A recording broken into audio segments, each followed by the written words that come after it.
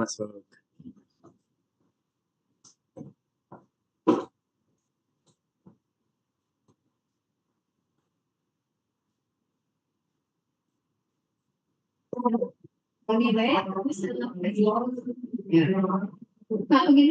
Oke.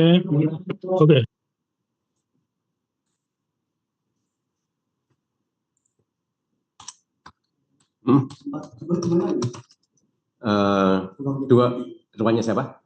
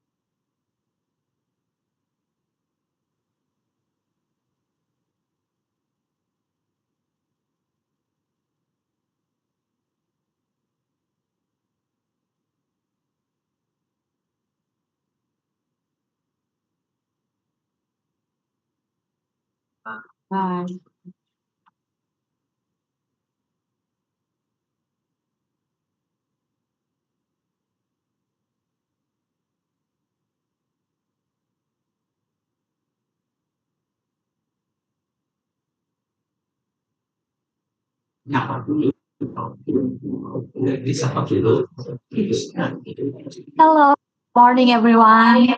How are you today? Good. Assalamualaikum warahmatullahi wabarakatuh. Good morning, ladies and gentlemen. It is an honor and privilege to welcome you all to today's webinar by Special Library Association SLA-Asia. Hello, ni hao. My name is Vinanu Jayanti. I will be your MC for today. We hope everyone is in good health and ready to gain valuable insight. Before we begin, let's ensure that we are ready for this session by maintaining focus and keep our microphone mute unless requested otherwise. Next, I would like to reading a rundown for today's webinar. First, singing our international anthem, Indonesia Raya and Yalawatan. Second, opening speech by Dr. Labibah Zain, President of Special Library Association SLA-Asia. Third, keynote speech, Dr. Suhadi Khalil, Vice Rector for Research, Innovation, and Global Recognition of UNU Yogyakarta.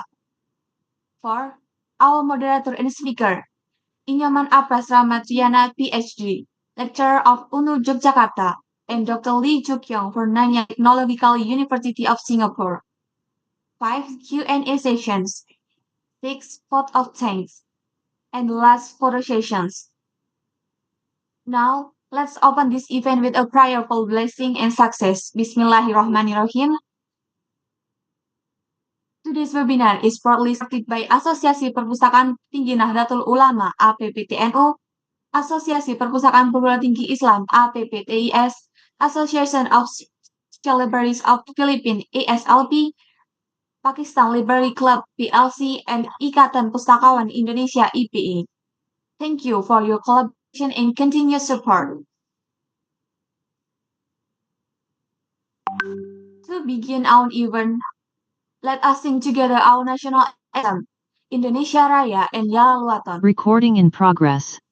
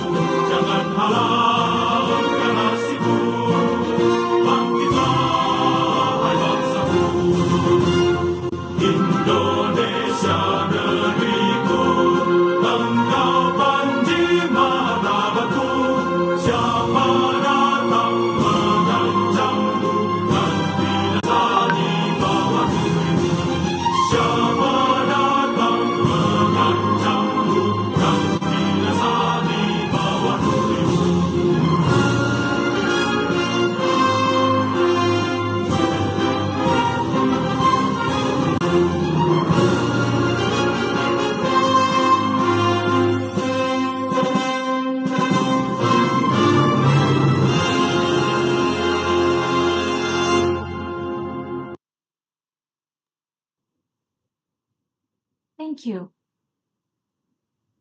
To officially commence today's webinar, we are honored to invite Dr. Labibah, President of Special Library Association, SLA-Asia, to deliver her opening speech. Hello, Dr. Labibah. How are you today? You look so beautiful. I'm okay. Thank you so much, MC. Okay. Assalamualaikum warahmatullahi wabarakatuh. Honorable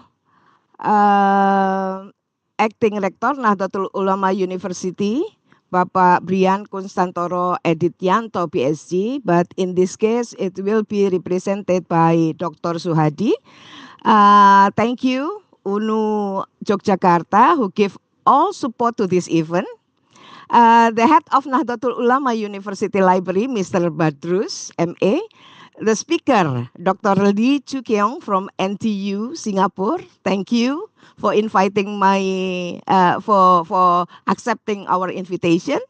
The moderator, Nyoman Apraz, Ph.D. Secretary of SLA-Asia, Maria Teresa Caban from Philippines.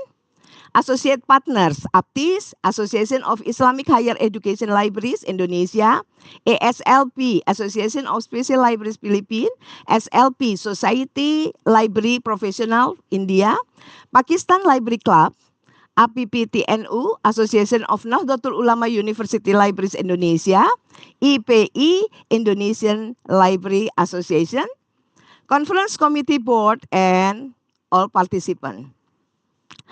Greeting from Yogyakarta, Indonesia. Selamat pagi, good morning everyone. I'm Labibah, the President of Special Library Association Asian Community. I would like to congratulate Nahdlatul Ulama University Library Yogyakarta in collaboration with SLA Asian Community for organizing international webinar on what librarians should learn about artificial intelligence. This topic is very crucial in the library information field and will be delivered by distinguished speaker, Dr. Lee Keong. Dr. Lee is my colleague. We meet in international conference organized by SLA-Asia and Glasgow University, India.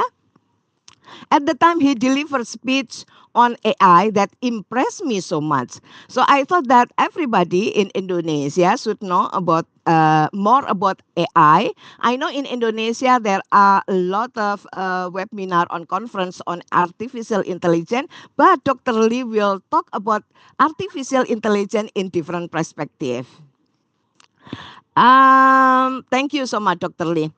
Artificial intelligence bring big change in the library fields, right? This means the library and librarian using smart technology to give better service to our users. In this webinar, we are exploring how AI, artificial intelligence, affect libraries, looking at the good thing, the challenge, and opportunities. AI is a tool. Using AI in the library just like having helpful digital assistant. It can suggest book or guide you to what you need. The goal is to make the library experience better for everyone. We will listen and discuss more with Dr. Lee. As the president of SLA-Asia community, I concern to make SLA-Asia become home of learning by organizing international webinar. I know we have a lot of budget cut. That's why online sharing through webinar is the best way to learn, share, and building networking. This webinar is the first webinar in 2025 organized by SLA-Asia and Nahdlatul Ulama University Library Yogyakarta. There will be other webinars. The next following webinar will be hosted by ASLP, Association of Special Libraries Philippines, followed by Pakistan Library Club, and then Society for Library Professional India. And lastly, we will organize a webinar with Aptis and Win Malang Library. In Islamic University Imam Bonjol, Padang, West Sumatra, and Aptis will also organize face-to-face conference in Padang, West Sumatra on April 21st, 2025. I invite all of you to come to the conference. You will enjoy conference on library field, enjoy the good food and a beautiful natural fruit in Padang, West Sumatra. SLA-Asia, in collaboration with Society for Library Professional India, will organize International Conference of Asian Special Library, or we call it ICOSL, in Lucknow, India. Everybody here is invited to the conference and send your best paper, and 10 best papers will be published on Decidocs, a journal indexed by Scopus Q1. In this opportunity, allow me to express my thankful to Bapak Rector of Nahdlatul Ulama University Yogyakarta, the head of Nahdlatul Ulama University Library, Mr. Badrus, and his library team who do all his effort to organize this event.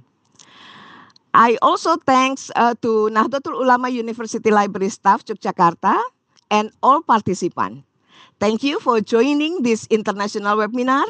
Enjoy the conference, enjoy the webinar, stay healthy, be happy, and have fun.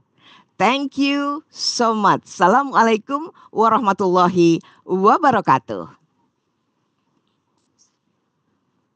Waalaikumsalam. Thank you, Dr. Labibah Zain, for your inspiring words.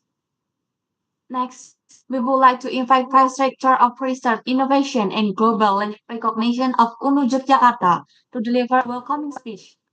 To Dr. Suhadi Holil, time is yours. Okay, thank you so much for the Miss ceremony, for the opportunity. Distinguished organizers and speakers, Associate Professor Dr. Labibah, the President of SLA-Asia, Dr. Lee Chu Keong from NTU Singapore, Maria Teresa, Secretary of SLA-Asia, Mr. Moderator, Dr. Nyoman Apraz, from he is the Associate Professor at UNU Yogyakarta, University of Ulama Yogyakarta, the Director of UNU Library, Mr. Abdullah Badruzaman, and all guests, librarians, and participants.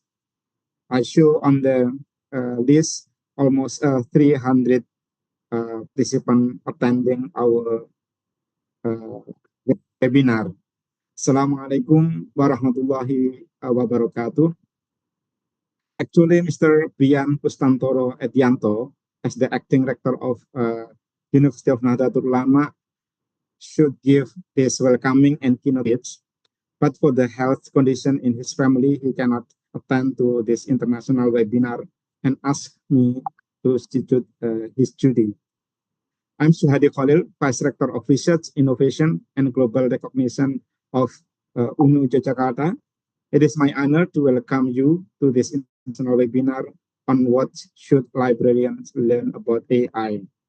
This collaboration between Universitas Nahdlatul Ulama or Nahdlatul Ulama University, Yogyakarta, Indonesia, and the Special Libraries Association, SLA-Asia, and also many other institutional supporters, is aimed at exploring the vital role of artificial intelligence in shaping the future of librarianship. Libraries have long been a pillar of knowledge, culture, and learning. However, we now stand at the crossroads of the digital era. where AI technology is transforming how we assess, manage, and disseminate information. Today, more than ever, librarians must adapt to this change by understanding AI's capabilities, its ethical implication, and how it can enhance our services. As we reflect on AI's role, we must ask, how can AI help us better serve our communities? How can it ensure equitable access to information? And importantly, how can we harness its potential without compromising the values of trust, privacy, and intellectual freedom that libraries uphold? In this keynote, allow me to briefly outline three key areas librarians should focus on. First, AI for information management. AI can enhance the cataloging and retrieval of information by automatic tasks, organizing metadata, and providing more accurate and relevant results. For example, machine learning can personalize user recommendation, improving the overall user experience. Second, ethical consideration. As we embrace AI, we must also be mindful of issues such as data privacy, bias in algorithm, and the digital divide. Librarians have responsibility to ensure that AI tools are transparent, inclusive, and accessible to all users. The last but not the least, third, AI and lifelong learning. The evolving role of librarians extend beyond managing collections. Librarians can act as educators, helping users navigate AI tools and technologies. This will require ongoing learning and professional development in the field of AI. In conclusion, AI is not something to be feared, but a tool to be harnessed for the greater good. It is essential that librarians remain proactive in learning about AI to continue serving as vital guides in this new era of information. Thank you, and we look forward to the insightful discussion and contribution from all speakers and active engagement from participants that will take place today in this international webinar. On behalf of Universitas Nahdlatul Ulama Yogyakarta, Indonesia, and the University Library of the University, Universitas Nahdlatul Ulama Yogyakarta, I express our university gratitude to SLA-Asia and other supporter institutions for the valuable collaboration, and welcome to the next great collaboration in the future. Assalamualaikum warahmatullahi wabarakatuh. Thank you for your warm remarks, Dr. Suhadi Holil. Next, to the main sessions. Let me introduce our moderator and speaker. Allow me to invite today's moderator to lead the session and introduce our distinguished speakers. First, we have Nyoman Apraz Ramatriana, Ph.D. is an academic and researcher in the field of wireless communications. Earned his doctorate for Kumah National Institute Technology, South Korea, completed his master in engineering at Telkom University, and obtained his PhD in engineering from Institute Technology Telkom. He is currently working as a lecturer at the Faculty of Information Technology, Universitas Nahdlatul Ulama Yogyakarta. Next, we have Dr. Lee Keong. He is currently the Assistant Chair Lifelong Learning and International Relations Program Director of MSc Knowledge Management Program at the Wee Kim Wee School of Communication and Information at Nanyang Technological University in Singapore. He is a chemical engineer by training, but further his studies in the area of information science and knowledge management. In addition to TU, he has also held teaching positions at the Singapore and Temasek Polytechnics. For our moderator and speaker, time is yours. Okay, thank you, Master of Ceremony. Good morning, everyone, and welcome to today's webinar on what should librarian learn about AI. So I want to say hello. Maybe it's a lot of from Philippines, India, and also Dr. Lee from Singapore, and my lovely country, Indonesia, specifically Jogja. So greeting from Yogyakarta, and it's a pleasure to have such a diverse group joining us from across the globe. So we are excited to dive into the latest insight and trends surrounding webinar on what should librarian learn about AI. And we're confident that our distinguished speaker will provide valuable knowledge to help you navigate this involved landscape. So I also want to inform all of the participants. So throughout the session, please feel free to engage with us through the chat feature.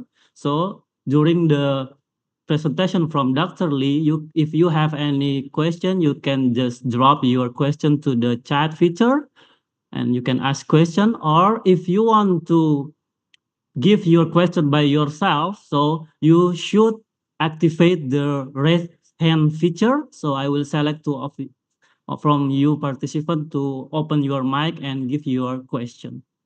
So I hope you can actively participate in this discussion, and let's make this a productive and insightful learning experience together. And I think it's enough, and now let's get started. Dr. Lee, are you ready? Yes, I'm ready. Let me share my Okay. screen. Yes. I'm just sharing my screen right now, and let me get this set of slides up. Yep. Now it's All right. appear. Yeah. Okay. Okay. Tab is yours, Professor. Okay. Yeah. Good morning, everyone. And before I begin, I'd like to thank Professor Labibah for inviting me. I am delighted to be here. I'm honored to have been invited. So thank you, Professor Labibah, for your invitation. I'm very, very happy to be here. Now, today I'm going to talk about a few reflections that we are having here in Singapore about our programs. Specifically, I'm going to talk about the reflections we are having about our library program as well as our knowledge management program. And so I have entitled my talk, What Should We Be Teaching About AI from Now On, since we have entered the age of AI. And I'm going to begin my talk with this artist from about 350 years ago. This artist is a Dutch artist. He's very famous. He's called Rembrandt, and he lived from 1606 to 1669. Now, the Dutch are really, really very proud of him because they consider him a national treasure. Right? He's one of the most famous artists in the world. He's equal to like Da Vinci and Michelangelo and all the rest of the very famous artists. And, you know, it's not surprising that the Dutch consider him such a treasure. This is one of his paintings that I like. You can see it here. There's an anatomist, and he's demonstrating to his students the art of surgery. All right. He's teaching anatomy to his students. Now, who was Rembrandt? Now, Rembrandt was a Dutch painter, and today he's regarded as one of the greatest artists in history. He specialized in portraits, and many of his portraits that he drew were actually self-portraits. And today they sell for millions of US dollars. He died a long time ago. And if you are interested to see his paintings, the Rijksmuseum in Amsterdam has the largest collection of his paintings and portraits. Now, in about 2014, a question was asked, a hypothetical question was asked, and the hypothetical question was this: how nice would be if Rembrandt was still alive? How great it would be if Rembrandt was still alive, right? And if he was still alive, what would he be painting?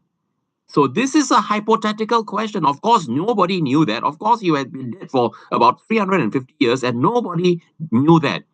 So what happened was in 2014, ING is a Dutch bank. Together with Walter Thompson is an advertising agency, and Microsoft, together with professors in Holland, what they did in 2014 is to start on a project, all right, an artificial intelligence project, a machine learning project to, create Rembrandt's last painting. So they completed it in 2016. They started in 2014. They completed in 2016, and they called the project the next Rembrandt, bringing back the great master, bringing back Rembrandt to create one final painting. Now, in my other talk, I actually showed this video from YouTube, but in this talk, I'm not going to show the video, but I encourage you to see the official video because it is just 4 minutes long. It's just amazing. Now, 2 years, what they created is this painting. It's the next Rembrandt, all right? And when it was revealed, it was very, very interesting because when it was revealed, many of the curators of art galleries, famous art galleries, got tricked. They actually thought this was an original Rembrandt. They thought this was an original painting. It's not. It was created by AI. So here, the next Rembrandt was entirely computer generated, and it was a painting created from data. What happened was they collected 300 of Rembrandt's paintings, they scanned it, they put it through machine learning, and out came this painting. Absolutely amazing. The next Rembrandt came into being via artificial intelligence, via machine learning. And who was involved? Who were involved were data scientists. Who was involved was computer programmers. Who was involved was AI experts. Now, who was not involved? Who was not involved was the artists. This is absolutely amazing. You produce a wonderful piece of art that got many curators tricked, but this piece of art did not involve an artist. This is absolutely amazing. And the artist in this wonderful piece of art was made redundant. And today in Singapore, we are also reflecting because we are asking students, would AI make you redundant? Will AI make you, unnecessary? Will AI make you superfluous? All right. So here, AI has transformed the arts. All right. It has connected various disciplines and media. It has connected mathematicians, it's connected data scientists, artificial intelligence experts, programmers, but it has left out the artists. So here, the writing is on the wall, right? I always tell our students the writing is on the wall, and the writing is on the wall for librarians also.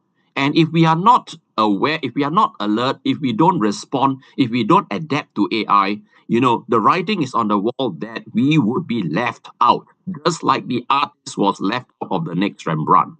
So today, that was in 2016. If you watch the video, and I encourage you to watch the video, you'll see that was 2016. Today is 2025. It's 9 years. All right. And so you see that many graphical tools have been released, LE, Midjourney, Stable Diffusion, and Adobe Firefly. And you can see that many artists have been left out today. All right. Even if you gave me 10 years of artistic training, I would not be able to produce this bird. I'm not sure what bird this is, but I'm sure of one thing. Even if you give me 10 years to train, I will not be able to paint this. All right. Now, what about text? Right, so I've been talking about images so far. What about text? On 30th November 2022, ChatGPT was released to the world. 5 days later, 5 days, just 5 days later, on 5th December 2022, Greg Brockman, who is one of the founders of OpenAI, he announced through Twitter that it had 1 million users. 5 days to reach 1 million users. That means each day an average of 200,000 users. That's startling. That's amazing. That's mind-boggling. Now, on 5th January, so you can see it's 5th December 2022, about a month later, schools started to react. So in New York City, schools started to react by banning AI chatbots, specifically banning ChatGPT. You can see New York City schools ban AI chatbot. New York City blocks use of ChatGPT and so on. But by 12 January, they began to ask a different question. First reaction was ban it. Let's ban the thing. Within a week, 12 January, they, kind of like this, they started to question a little bit deeper. Should schools ban ChatGPT or should they embrace it? Should they ban it or should they embrace it? And 18 May, barely 4 months after the ban, something like 4 months after the ban, they decided to reverse the ban. And they decided to reverse the ban because they realized that AI is not a fad. AI is not here for 4 years and then it will disappear. AI is not a fad. AI is here to stay. And that's why they removed the ChatGPT ban. So, ChatGPT's growth has been phenomenal. So you can see their weekly users have doubled in less than a year. This was in 2024. All right. The growth is absolutely fantastic. Now, I want to point you to a report from the World Economic Forum that got released barely a month ago. Barely, not even a month ago. They released this report, and this report is very good. It's the Future of Jobs Report 2025. And it was published in January 2025. All right, and report you will find this table. This report is actually quite long. In this report, you will find this table, which is very interesting. I've shown my students this table, and this table is very interesting because it has two columns: a green column and a red column. And a green column are those what I call the sunrise jobs, the jobs that are going to rise in the future. And the red jobs are what I call the sunset jobs, the jobs that are setting, right? Just like the sun sets. Now, I'd like to just concentrate on what jobs are setting, right? Administrative assistant, you can see there in red. Administrative assistant and executive secretaries. And clerks of all types. You can see clerks all over the place, all right? And I tell students, that, jobs are divided into two categories: sunrise jobs and sunset jobs. And when we choose a career, when we look for guidance in our career, we ought to have this in mind. What I was very, very thankful when I went through this report, what I was really, really thankful was that librarians is not among these jobs. Right, but we have to really be very diligent. We have to ask ourselves, what are we going to do to keep ourselves off this list? What do we have to do to keep ourselves off the red list? Right now, job layoffs have been on the decline, on the increase. So you can see clients like Google, like IBM, and all these companies, Alphabet, and all that. They have hedged up for AI job losses, So they tend to reskill 95 million workers in 10 years. That's a lot of workers to reskill in 10 years, right? And it's amazing. And I think they are reskilling so many because they have an insider view and they understand what the impact of AI is going to be. It's going to be dramatic, right? So you can see not bad news. AI will shrink workforces, job cuts, very bad news. AI apocalypse could take over almost 8 million jobs in the UK, all around the world. All right, all these articles come from countries around the world. The news is quite bad, honestly, until this article from Harvard Business Review. So this article is from Harvard Business Review, and I love the title. Well, I love the title because it doesn't just paint a stark picture, but it also points the way forward. And the article says, AI won't replace humans. Hooray! That's great news. But let's look at the second part, which is more important. It says AI won't replace humans, but humans with AI will replace humans without AI. And I, propose to you, I put it to you that librarians with AI will replace librarians without AI. right? And so this is my exhortation to our students here that came out of our reflections and discussions and so on. Librarians with AI will replace librarians without AI. So this is from the same report, the same World Economic Forum report. You can see that the top two trends, the top two business transformation, digital transformation trends involve AI.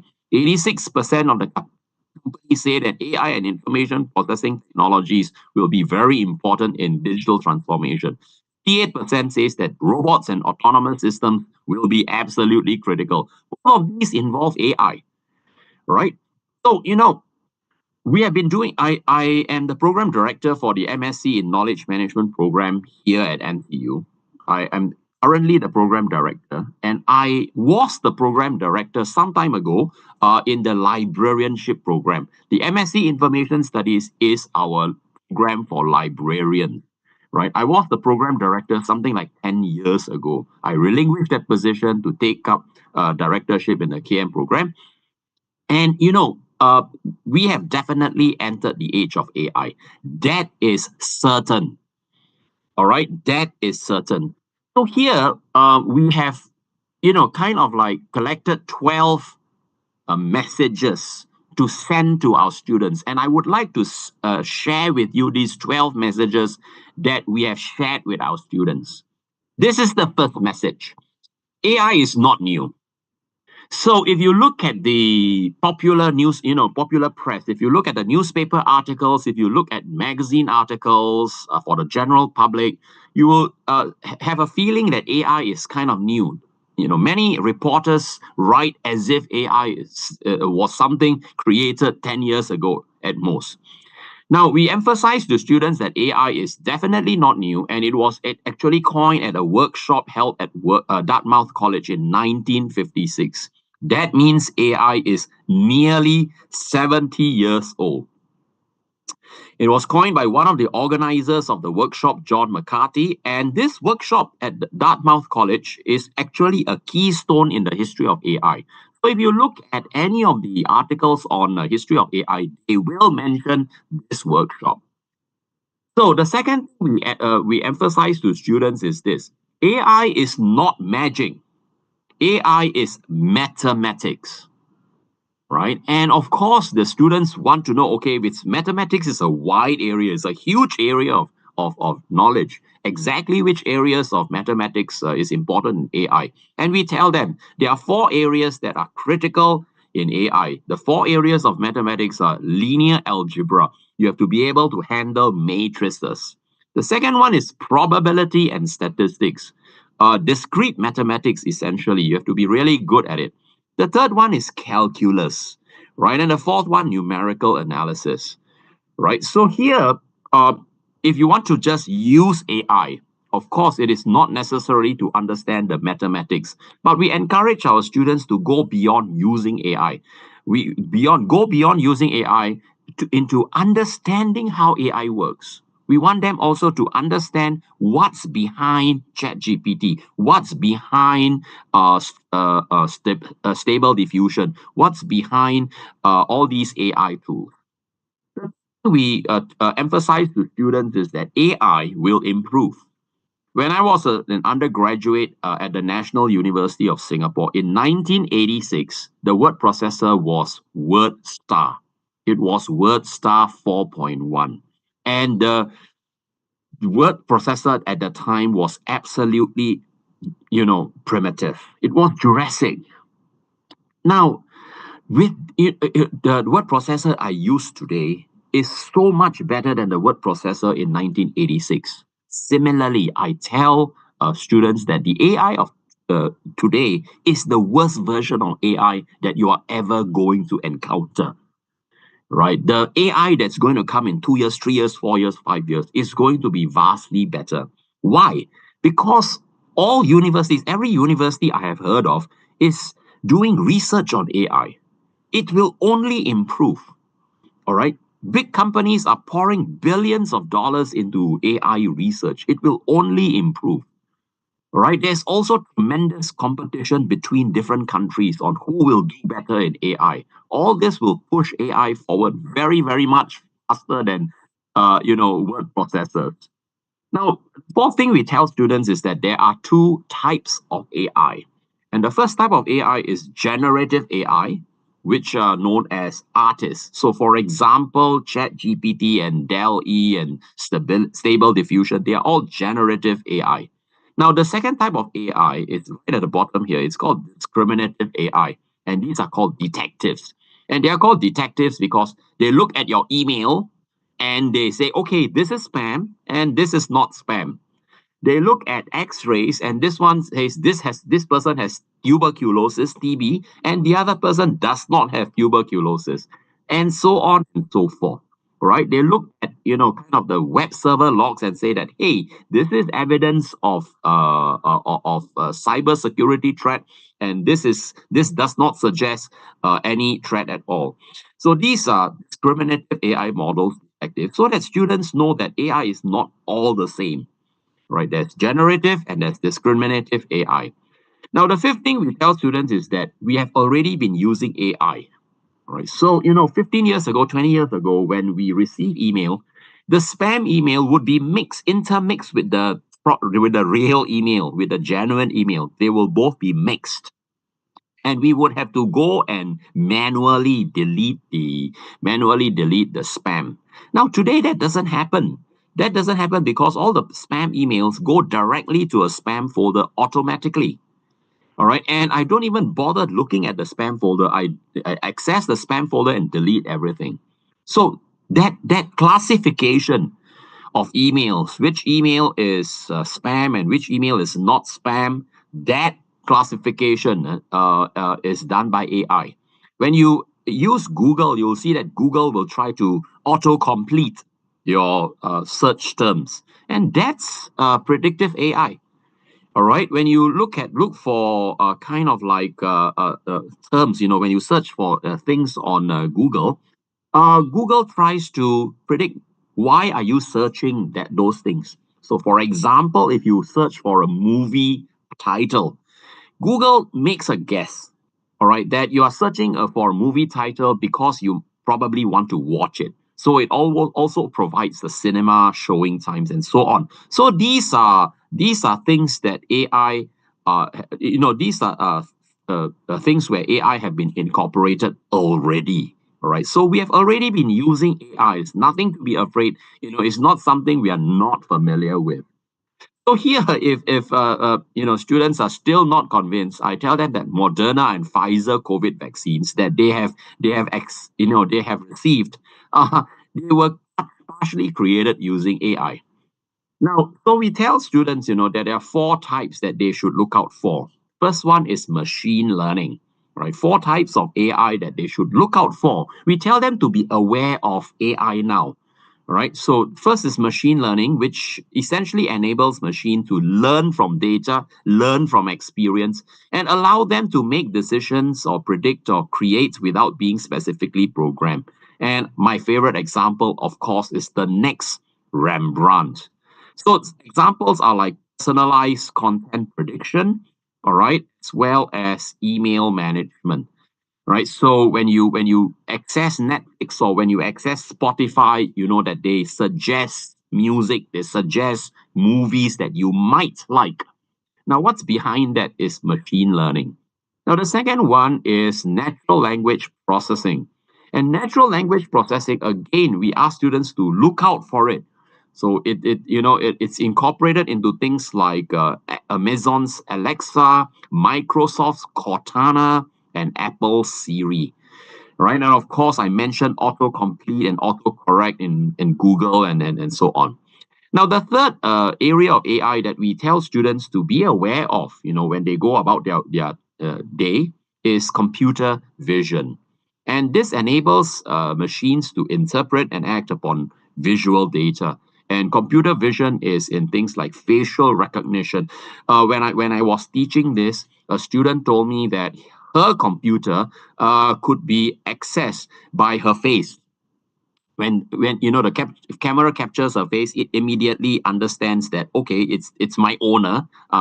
It's safe to it's safe to allow this user to use. So that facial recognition is AI as well. The fourth one is robotics. And robotics also has come into the home with all this robotic mopping and robotic vacuum cleaners and so on. These are the 4 areas that we tell students to be alert to, all right, so that they enhance their understanding, they enhance their understanding of the role of AI in society. The 6th thing we tell students is that AI is often used in a bundled manner. So you don't usually see it, kind of like in different, neatly in different categories. So for example, if you are in Japan, and if you don't read Japanese script, no problem. You have your handphone, you have Google Translate. So what you can do is you can point your handphone to that road sign that you don't understand, or the menu that you don't understand, and it will translate for you. If you look at that, there are 3 things that are happening right there. Firstly, there's computer vision to detect and recognize the text. That's computer vision. That's AI, computer vision. After that, there is AI in the form of natural language processing to translate it to English, for example. And there is also machine learning to improve translational accuracy over time based on feedback and context. So we tell students AI is not something that's, one big stone. It's often used, together, all right, to achieve synergy. Now, the 7th thing we tell students is that you cannot avoid AI. The vast majority of companies, and by extension, the vast majority of libraries will not have a choice but to adopt some form of AI, right? At its core function. So cannot avoid it, learn it, embrace it, learn it, and learn how to partner AI when you work. Now, AI is a general purpose technology. What are general purpose technologies? General purpose technologies are technologies with a huge use cases, huge number of use cases. What are some examples? General purpose technologies don't come frequently. They come every 30 to 40 years. The last general purpose technology was the internet. The internet has, you can use the internet for virtually anything. Before the internet, the previous general purpose technology was transistors. Transistors is used everywhere in your digital watch. You use it in your handphone, you use it in your computer, you use it in the clock beside your bed, you use it in your washing machine, in your microwave oven, in your refrigerator, in your air conditioner. So, before that, we had electricity, and the number of use cases for electricity is also, mind-numbing. So here, AI, just like electricity, just like transistors, just like the internet, AI is a general purpose technology. It has extensive use cases. And general purpose technologies, they don't come often, every 30 or 40 years or so, but they reshape economies, they reshape society, they reshape geopolitics. 9, AI has already transformed the economy. The internet that we use and love so much has drastically lowered the cost of information transmission. I'm able to reach you so easily today because of the lowered cost. It's almost free. Of course, there's the cost of electricity. Of course, there's the cost of bandwidth. Of course, and there's a little bit of cost to do with the depreciation of the laptop I'm using. Of course, these costs are still involved, but essentially, the internet has drastically lowered the cost of information transmission. What about AI? AI has drastically lowered the cost of cognition. Right? So today, the cost of thinking cognition is tremendously low. In many organizations, AI run the show. So when you go to Amazon, you kind of like type in a book or type in an item that you want to buy, maybe an external hard disk. And Amazon suggests other products, right? They will do a product recommendation. You might like this, you might like that, and so on and so forth. Who is doing that recommendation? In a brick and mortar, the salesperson would be doing the recommendation. A salesperson would be there. If you're buying a pair of trousers, the salesperson might recommend, hey, this shirt might look good on you. This tie might suit you as well. But today, all these recommendations, and this is just an example, are done by AI. So in many of the largest companies today, AI run the show. Now, number 11, and I'm coming to at the end. Number 11, every librarian needs a digital mindset. Every librarian needs a growth mindset. And what is a digital mindset? It is, in fact, just a set of attitudes and behaviors that, propel you to continuously learn how data, algorithms, and AI open up new vistas, new possibilities, new products, new services for success in a library. So here I show students this table, this 2x2 quadrant, and you see that there are 4 quadrants here. And the x-axis, you see the level of confidence in your ability to learn, of course, low to high. And the y-axis, the extent to which an employee believes that digital transformation matters, or again, low to high. So I encourage our students to ensure that they are in the inspired quadrant. They are in this upper quadrant here. And they believe that I am capable of learning digital content, and I believe that doing so will be good for me and my library. Make sure you are in that inspired quadrant, right? Because, we are teachers, and as teachers, we really care for our students. We really want our students to succeed. And we believe that they will succeed if they are in the inspired quadrant. That quadrant puts them in a very good position to succeed for the future. I again remind students, AI will not replace humans. We are quite sure of that. But humans with AI will replace humans without AI. So last point that we tell students, universities are only now getting started preparing students for a world with artificial intelligence. In essence, many of the generative AI tools sprung a surprise on us. It sprung a surprise on me, all right, personally, all right. And of course, we are now scrambling. We are now putting things in place and all that. But I tell students this so that, they also can do their part. All right, they also can have ownership over their learning journey, and we can partner them to prepare them for a good future. So in conclusion, my question to you is, what kind of librarian do you want to be in the age of artificial intelligence? And I hope you will say, I want to be a librarian with AI. Right. And of course, there are some sub questions here. If that is your answer, then the remaining questions will be like, how do I want to equip myself? By going for kind of like online courses, by enrolling in a program, like by watching YouTube videos. There are many good YouTube videos. What AI competencies do I want to learn? Do I want to learn machine learning? Do I want to learn natural language processing? What exactly do I want to focus on? And the third one, of course, is what investments am I willing to put in? And, the word investments always connote money. But, if you look at the internet, you will see that most AI learning material is available for free. So really, when I say investments here, I mean, how much attention do you want to put in? Because the attention is important. The attention is what's expensive. How much time do you want to put in? How much effort do you want to put in? All right. How much time are you willing to sacrifice to be prepared for the age of artificial intelligence?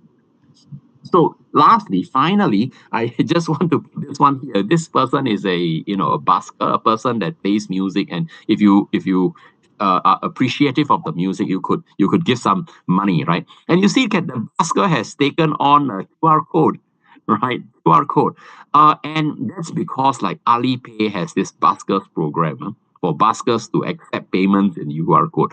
So here I want to encourage you really and tell you that even buskers have embraced technology. All right. And I hope you will too. So thank you very much to Professor Labibah for inviting me. I'm delighted to be here. I'm so happy to be invited. Thank you for your invitation, and I hope you benefited from the presentation. Thank you. Bye-bye. Okay, thank you, Dr. Lee. It's very insightful presentation. And okay, now we're going to the next session. So we have a Q&A session. So maybe I encourage first from the participant. Is there anyone to raise your hand for directly to give your question? Okay, I think until now there is nobody. I will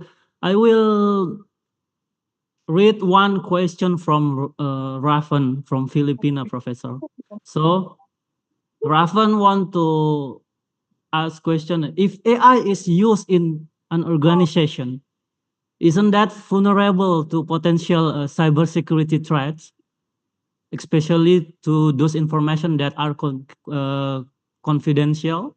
So it's like, what is about the security threat in AI? And then can you give any tips to properly use AI in organization or company setting? So the focus is in organization and company setting. Yes, Okay. definitely there is a potential cybersecurity threat, and also leakage of information.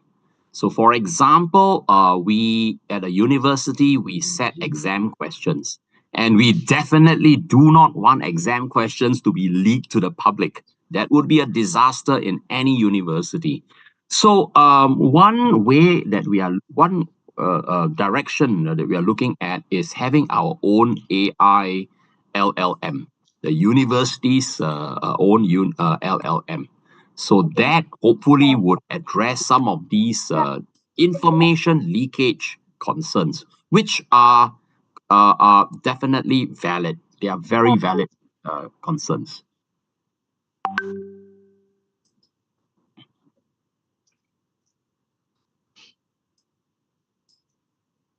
Okay. So for Raven, I think if you have any question, you can again drop. Now we go to the next question, Professor. Okay. Okay, it is not a question. I have a few questions, Professor. It's because it's very interesting to me because like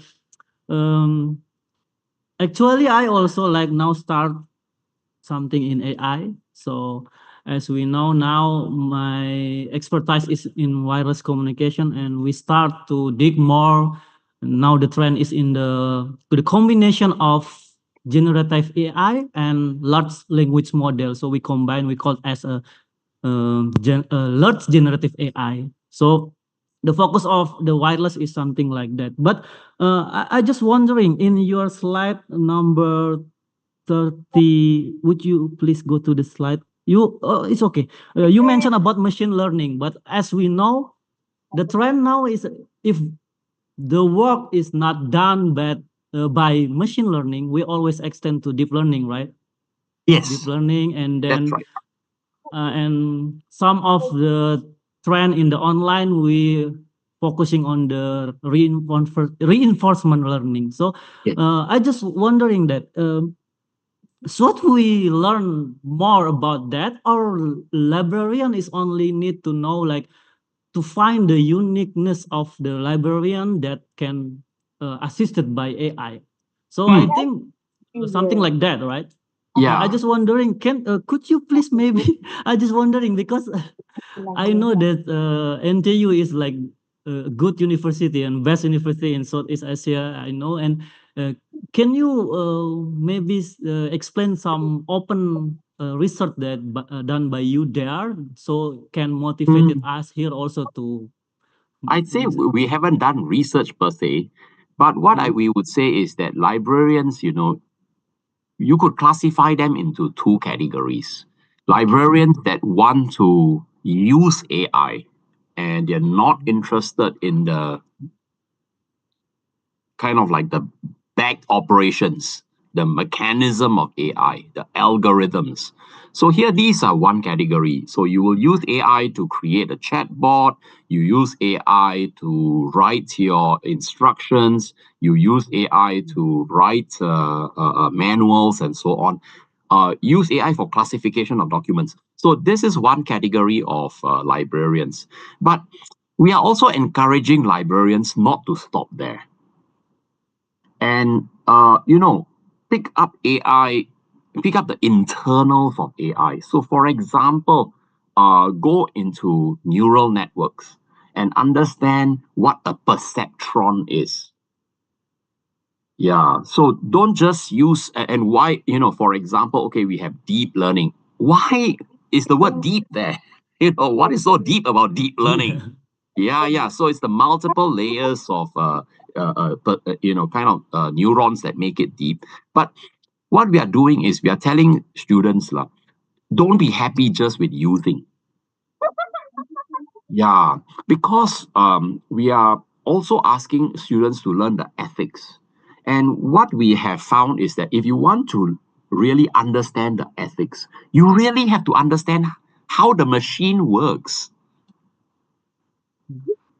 Yeah, so if you are just an end user, it's okay if you are the end user of just Microsoft Word and nobody bothers about how Microsoft works at the big back end. But I think it's a little bit different from AI, because AI is creating material, creating content. And I read somewhere that, for the last 300,000 years, and 300,000 years is a lot of a lot of years, humans have been the only ones who could create. And we feel threatened today because for the first time, we have competition in this area called knowledge creation. So it's, for 300,000 years, we were the only ones who could write poems, who could write pantun, who could write sastra, who could write literature and so on and so forth, who could write lyrics to a song, who could compose songs. And that has been our specialty for 300,000 years. And now suddenly you have AI that can also berpantun with you, and that is really pretty threatening. AI that can compose a nice tune, and that sounds scary. Yeah. Okay. Yeah, so that's our exhortation, that don't just use, Okay. but get behind it. Yeah. Get behind it. Yeah. So yeah, but sometimes people don't have any interest to learn. So That's the maybe thing. if we want to change from our self, then I think it's AI can change the college as well, because maybe in the future everything in AI also be like in the curriculum, something like that. Yes. Yes. So one of the things I'm doing in Singapore is looking at AI. How do you teach AI to students who may not be so technical? Yes. So right now on my desk, actually, there is some slides on perceptron, and I'm trying to modify those slides so that it is friendly, so that it doesn't look so scary, without all the kind of mathematical equations and then the how the weight. step, the pseudocode and the others maybe. Yes. It's very intimidating. But here, that's what we are trying to do. We are trying to kind of make it not so intimidating. Okay. Yeah. Okay. I think there is two questions again from the participant. The first Okay. one is now from Sheila Safitri from Ministry of Agriculture. So the question is, what key competencies should librarians develop to adapt to AI-driven change? So it's like, Okay. I feel that for current librarians, that means if you are currently a librarian, one of the first things that is very important is to expose yourself to the different users of AI. Yeah, so look at the use cases, familiarize yourself with the use cases, and after familiarizing yourself with the use cases, see what can be adapted for use in the library. I would say the use of AI in libraries is still at an infancy. It is still at the stage of infancy. So, nobody really has any really solid evidence what works and what doesn't work. But what I would say is that be alert to how it's being used in outside and see how some of these things could be adopted. So for instance, right now we need students to tap their card before they enter the university library. At NTU, it's like that. So you need to tap your card, your matriculation card, then you enter the library. And immediately I could say that, there's one application there already because some students forget to bring their matriculation card. And if they forget to bring their matriculation card, they cannot enter the library.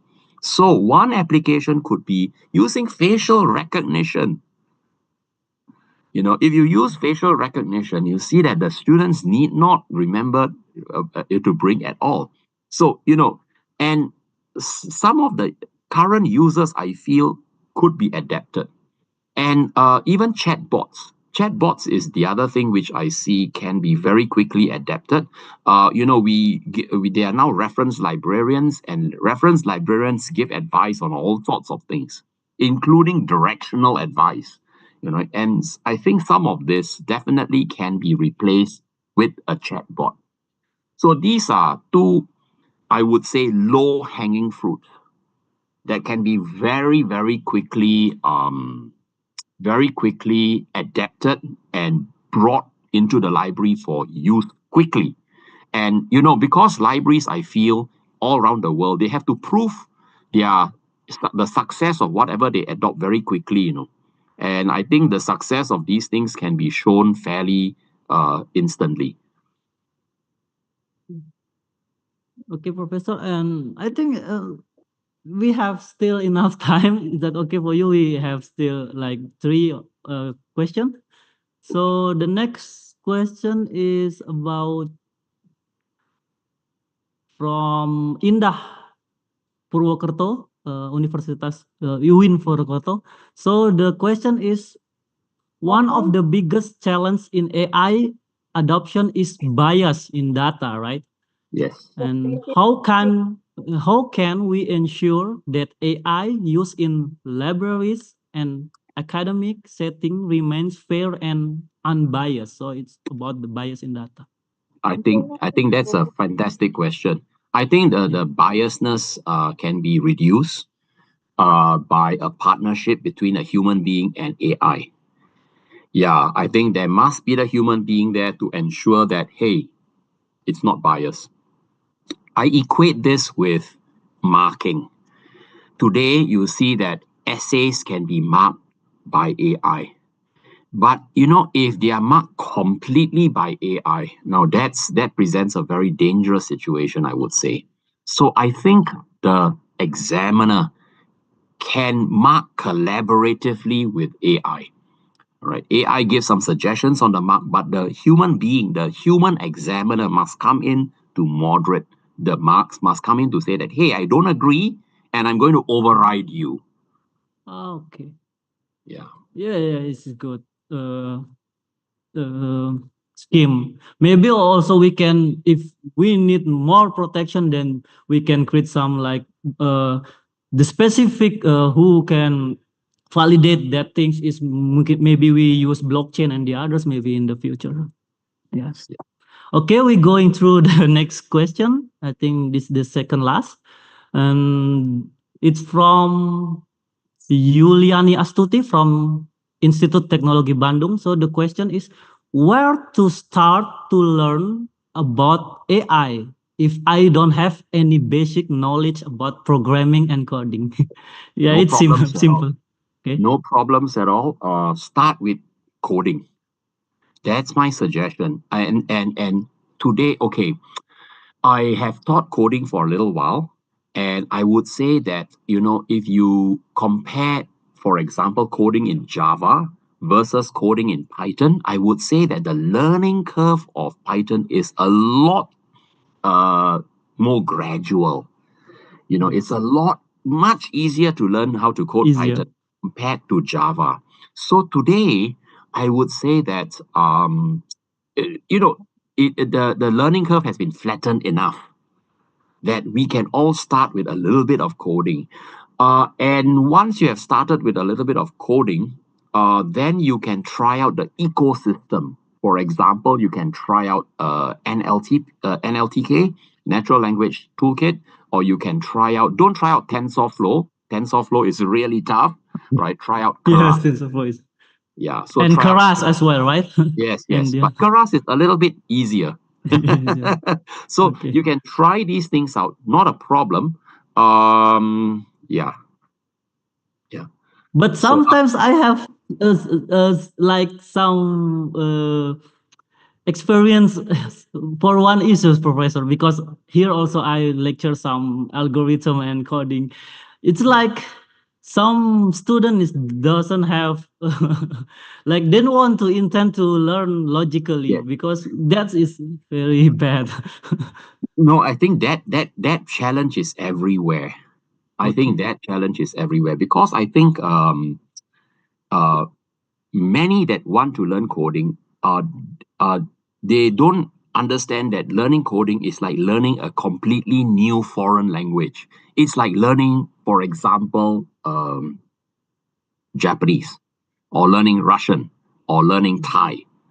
It's a completely new thing. And as with learning a new human language, dedication and practice is needed. Every day is an everyday thing. So if you're learning Thai, for example, I would imagine you'll be speaking Thai every day. It's the same with learning Python. You have to do some Python. You don't need to do 2 hours of it, but you need to do 10 minutes, 15 minutes of it every single day. Every single day.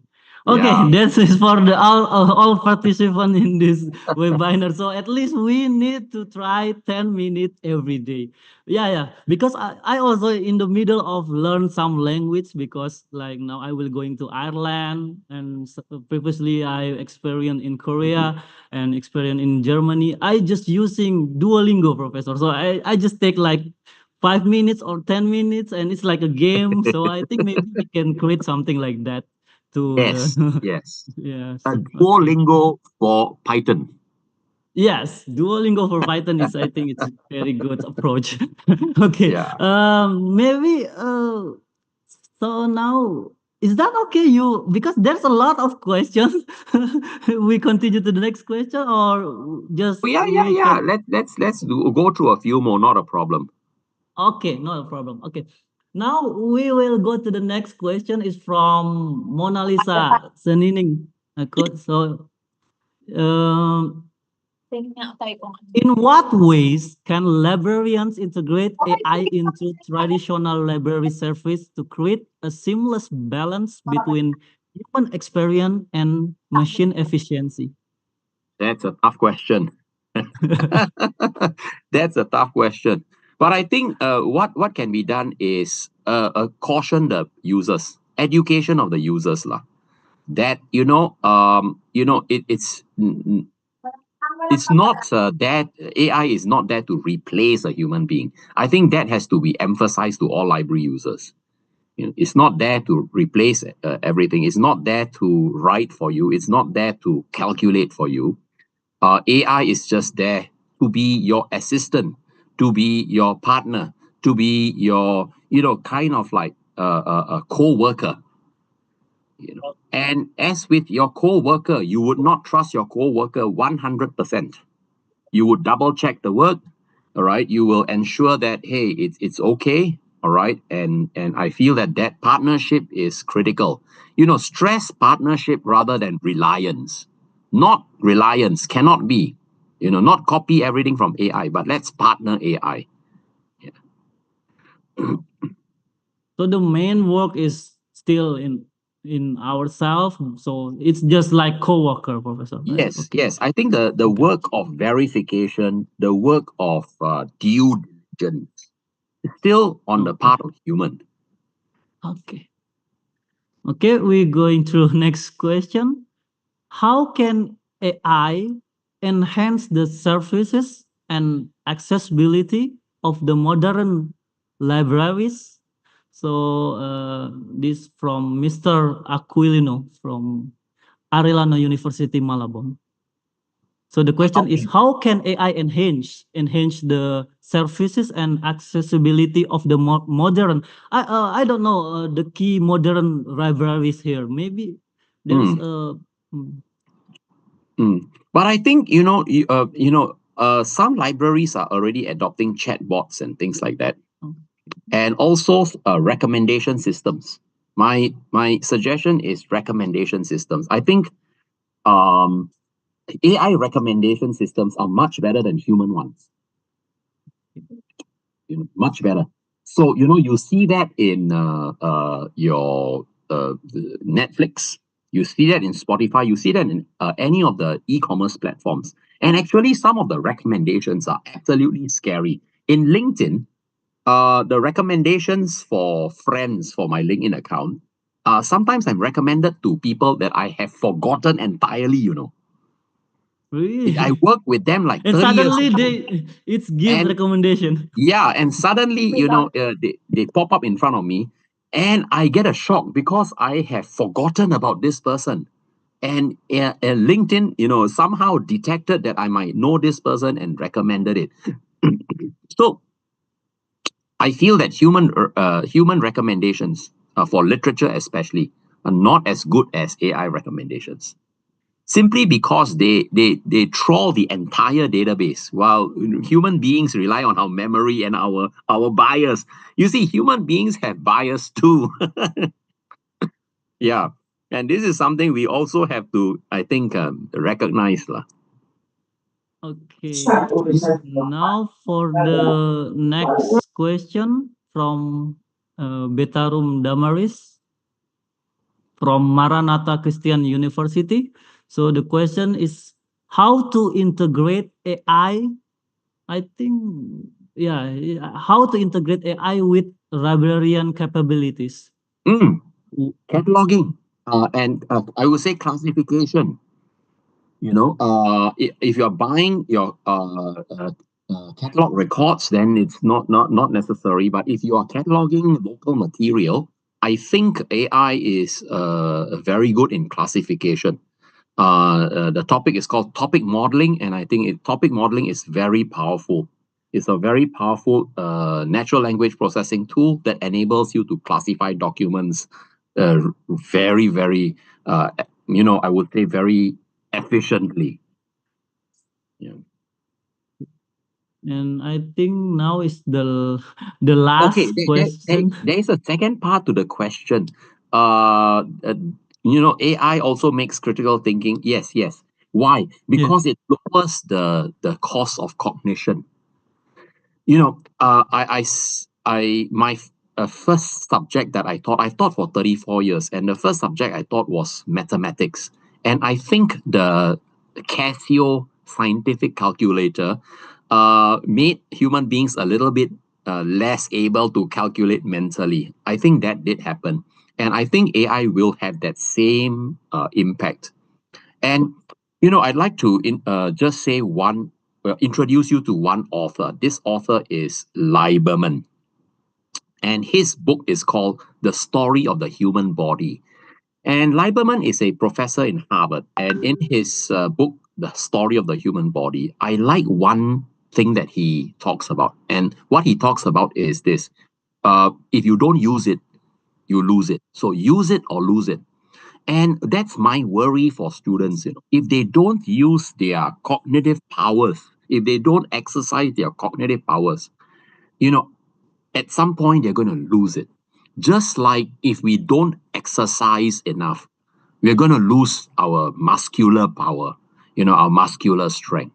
So, I think if you are teaching, you really ought to alert your students to this use it or lose it kind of like principle.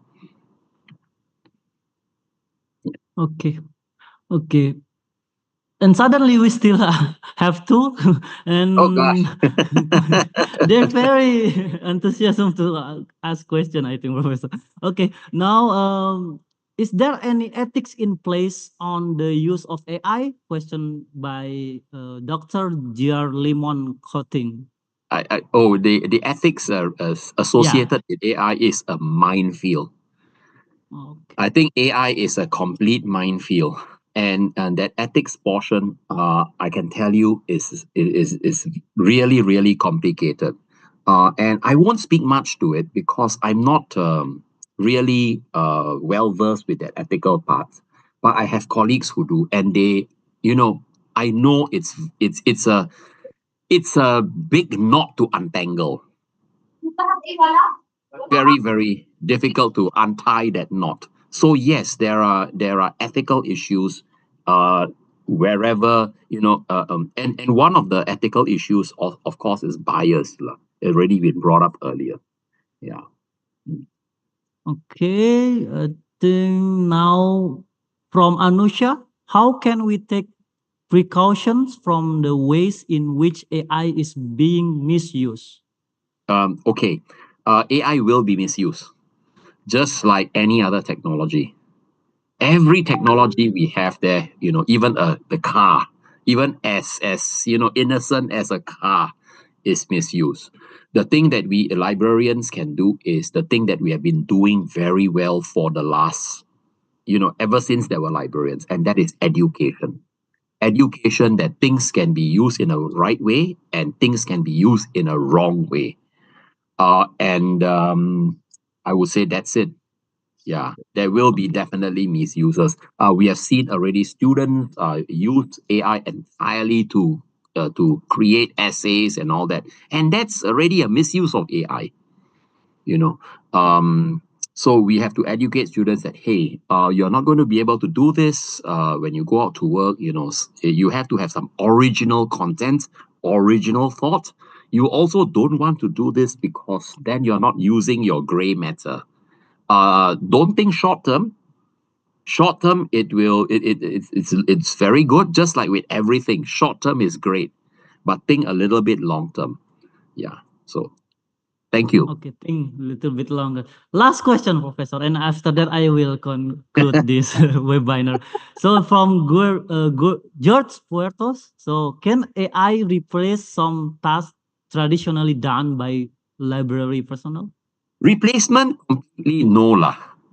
So you Yeah, believe that there is no replacement? No, I don't think so. There's always a need for a human being to come in to do some modification. But writing the first version, creating the first version, use AI. Creating the first version, not a problem because it gives you ideas. It may point out your blind spots. AI is very good as far as my experience goes. AI is very good in pointing out my blind spots, things that I never would have thought of. Hey, my goodness, yeah. How about that? Yeah, I didn't think about that. Yeah.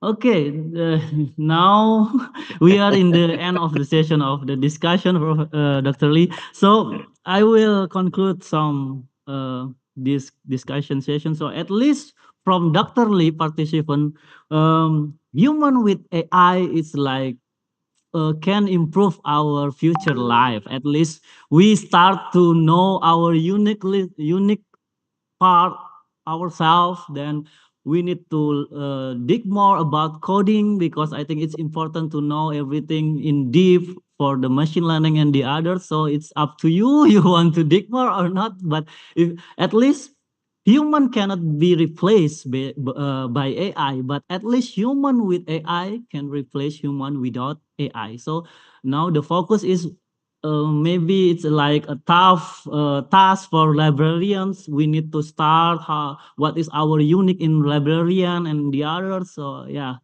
that's all. And now, dear participants, please be informed that the attendance link will be provided at the end of the webinar. So kindly stay until the session conclude. And now I think I close this session. Thank you, Dr. Lee. Thank you, participant and all of involved supporters and the others. Okay, I give the time back to the Master of Ceremony. Thank you.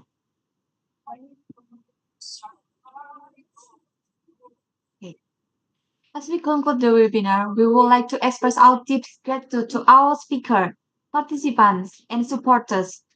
To officially close these events, we invite Ms. Maria Teresa Cabanse, a Secretary of Special Library Association SLA-Asia, to deliver the vote of thanks. To Maria Teresa Cabanse, time is yours. Thank you, Ms. MC. Vice Rector of Yogyakarta, Dr. Suhadi, SLA-Asia President, Dr. Labibah, our guest speaker, Dr. Lee, and to our DART participants, ladies and gentlemen, good morning. On behalf of the organizing committee, the SLA-Asia, and the Yogyakarta Library, it is both a privilege and an honor to extend our sincere gratitude to all of you for being part of today's webinar on what should a librarian learn about AI.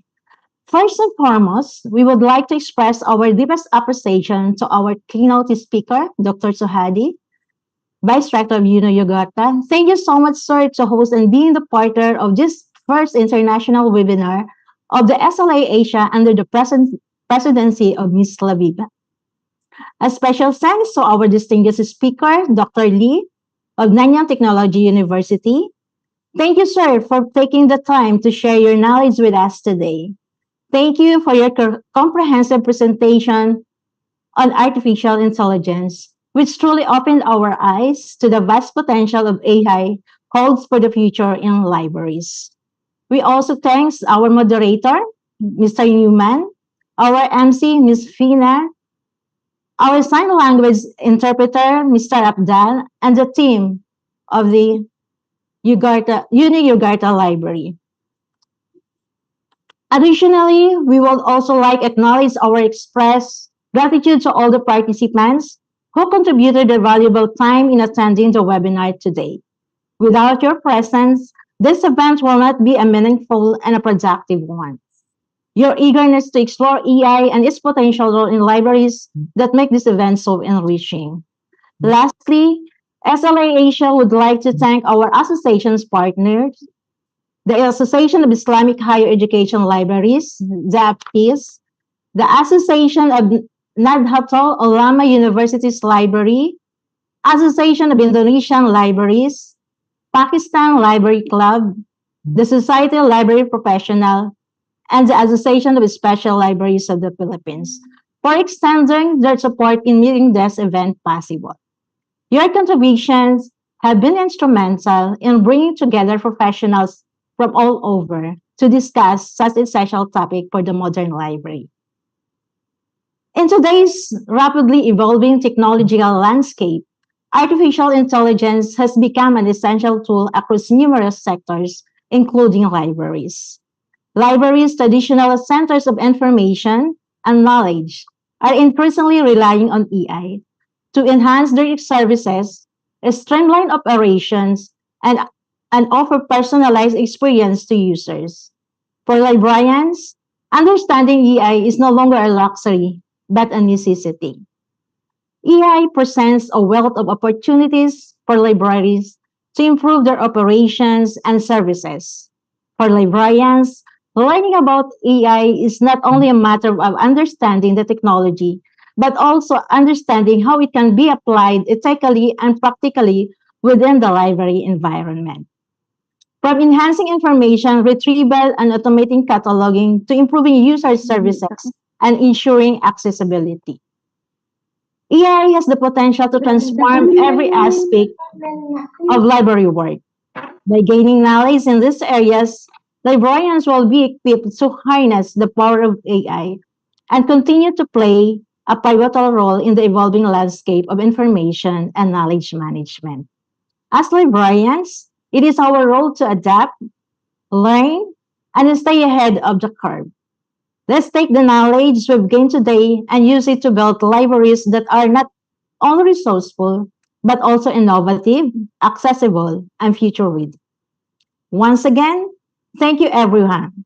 We hope you live today with a deeper understanding of AI's role in libraries. and feel inspired to further explore how this technology can be leveraged for the betterment of our professions.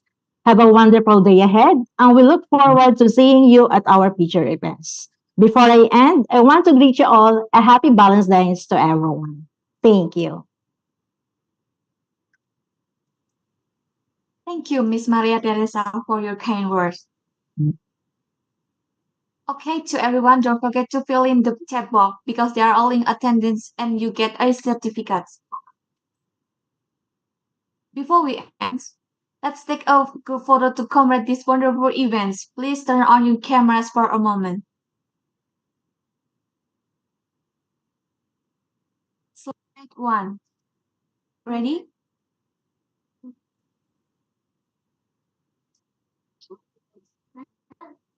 Slide 2.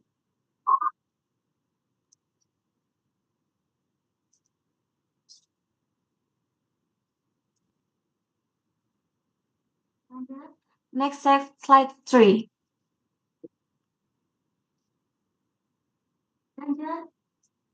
Slide 4.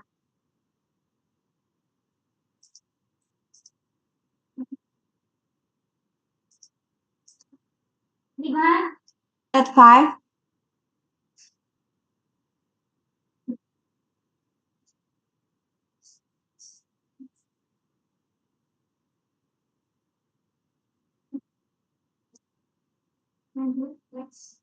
Next.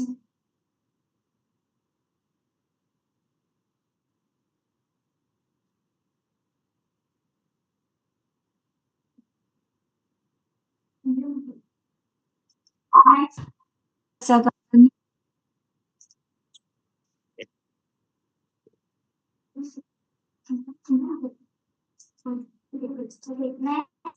Slide 8. Very insightful.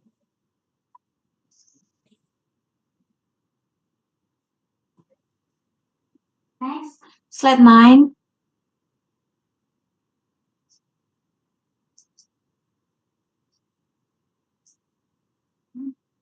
Next. Slide 10.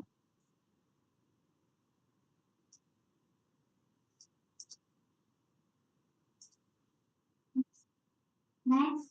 Slide 11.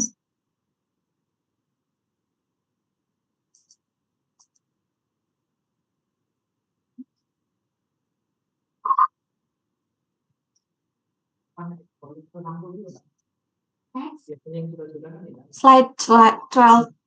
Terus kalau itu tuh nggak usah banyak-banyak, kalau yang saya kamar kan banyaknya sampai 10 ya. Dikit baik ya gitu sumbangkan ke iya baik. Thank you, everyone. Iya, tiga baik. Duo sih kebanyakan. Iya. Cuma ada yang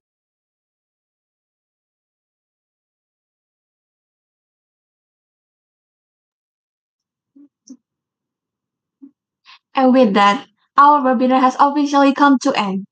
Thank you everyone for your participation and attention. We hope this session has been fruitful for all of you and you get new insight. Maybe you can visit our website libunujogja.id. Wassalamualaikum warahmatullahi wabarakatuh and see you at your events. Thank you. Thank you so much, everybody, for joining our webinar. Thank you, Thank you. Dr. Thank you, everyone. Thank you, Nice to Dr. meet you all. Thank you, UNU teams. Thank you, Yes, SLA team. Thank Thank you, you. Aptis. Thank you so much. Thank you so much, everybody, for webinar. Yeah, don't forget to fill in the Google form for your release attendance. Okay. Thank you. Thank you. Thank you. Thank you so much, Bu Labibah. Thank you. Makasih. Terima kasih. Selamat. Terima kasih. Selamat. Thank you. Terima kasih. Sukriya. Yeah, Thank you. Thank you Thank so much. you. Please don't forget to fill in the form for your list attendance. Terima kasih. Selamat. Thank you. Terima kasih. Hai Mustika. Yeah, how are you? Please don't forget to fill in the form Miss Maria. Bu Labibah. Yeah. Hi. Hi, Hello. Mustika. Yeah, it's our first time to see each other. Long time no Finally. Long see. time to see. Yeah. Bu Labibah, Yeah. hai. Halo. Aduh, thank you banget. Aduh, interesting, menarik, interaktif. Heeh. Terima kasih Bu Jusnia. Yo. Semoga kita bisa, I hope you can join ICOSL ya. In Lucknow, Oke. India. Ya. Yeah, everyone Thank is you. invited to go in Asia Ya. on Wah. May 9 to 11, the ICOESL 2025 in Lucknow, Asia. I hope you can join ICOSL ya. In Oke. India. Ya. Yeah, everyone is invited to go in Asia Ya. on May 9 to 11, ICOESL 2025 in Lucknow, Asia. Okay. Thank you so much for everybody who's joining this webinar. Thank you, Maria, Miss Yes, Maria. thank you. It's my pleasure. Thank you, Mas Apraz. Thank you, Mr. Apraz, Thank our you. moderator Thank you. today, and to our MC and our sign language interpreter, Mr. Abdal. Yeah, Mr. Afdal, thank you so Yes, much. thank you so much. Maria, Miss Yes, Maria. it's my pleasure. Thank you, Mas Apraz.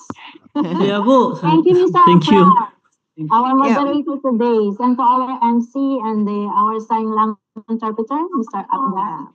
See you on the next webinar. Thank you so much.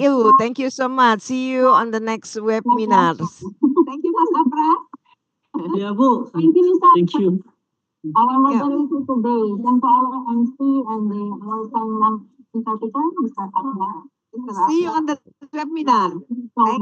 Thank you so much. See you on the next webinars. Ya Bu. Thank you. Bye everyone.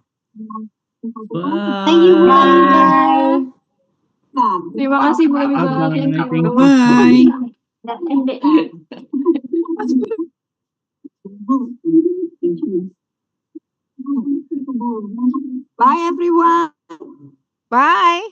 We have another session for free webinar. Bye.